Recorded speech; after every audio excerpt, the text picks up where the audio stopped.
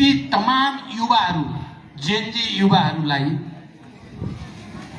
मैले तपाईहरुका माग जायज छन्, सरकारलाई खबरदारी गरिएको थियो कहीं जेनजी युवाहरूको आन्दोलनमाथि बल प्रयोग नगरियोस् भनेर सबभन्दा पहिला तपाईहरुको पक्षमा बोल्ने र तपाईहरुमाथि ज्यादती नहोस् भन्ने पहिलो पार्टी माओवादी केन्द्रै हो, हेक्का रहोस्।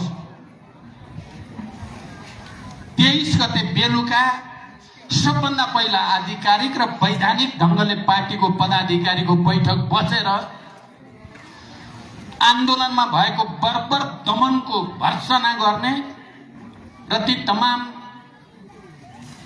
मृतकहरूलाई शहीद घोषणा गर्ने र दमन गर्ने प्रधानमन्त्रीलाई तुरुन्तै राजीनामाको माग गर्ने पहिलो पार्टी पनि माओवादी केन्द्र हो।